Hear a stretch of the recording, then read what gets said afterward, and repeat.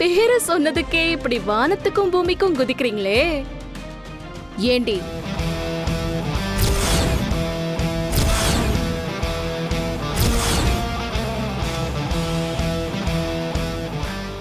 இதுக்கு மேல உனக்கு என்ன மரியாதை?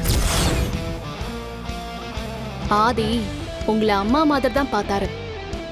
அவர்கிட்ட போய் எனக்கு இந்த சொத்தெல்லாம் வேணும் கொடுன்னு கேட்டிருந்தா ஆதி அவரே எல்லாத்தையும் உங்களுக்கு பிச்சையா போட்டிருப்பாரு.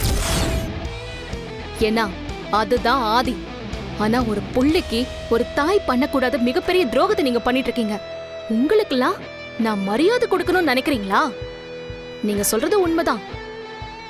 ஆதி கிட்ட போய் எல்லா உண்மையும் சொன்னா எனக்கும் ஆதிக்கும் கண்டிப்பா பிரச்சனை வரும் தான். ஆதி என் மேல கோவப்படுறத பத்தி எனக்கு எந்த கவலையும் இல்ல. எல்லாத்தையும் மறந்துட்டு என் கூட அவர் யாரோ மாதிரி பழகிறத விட அவர் பொண்டாட்டின்னு தெரிஞ்சு அவர் கோவத்தை ஃபேஸ் பண்ணி வாழ்றதுல எனக்கு எந்த பிரச்சனையும் இல்லை.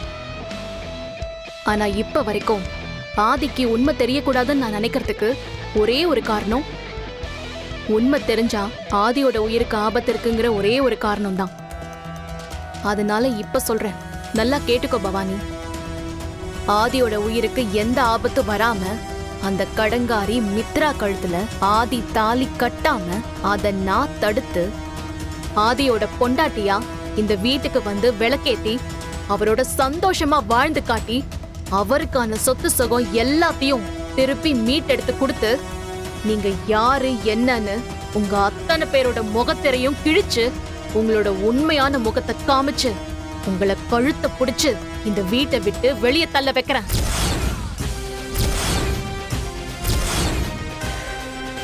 இது நான் கும்பிடுற அந்த சாமி மேல சத்தியம்.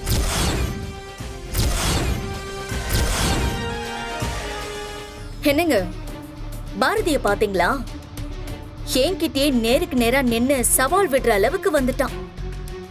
பாரதி, நானே ஒரு நிமிஷம் ஷாக் ஆகி பயந்து போயிட்டேன்.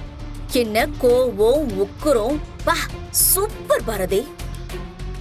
ஹே பாரதி, இன்னமும் இவ்வளவு தைரியமா சவால் விடுற.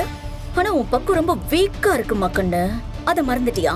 என்னமா இப்படியெல்லாம் உணர்ச்சி வசப்பட்டு கண்ட சினிமா எல்லாம் பார்த்துட்டு இந்த மாதிரி வீர வசனம் எல்லாம் என்கிட்ட வந்து பேசக்கூடாது. ஓவர் கான்பிடன்ஸ் எல்லாம் உடம்புக்கு ஆகாது பாரதி. என்னோட பலம் என்னன்னு தெரியாம ஓவரா துள்ற.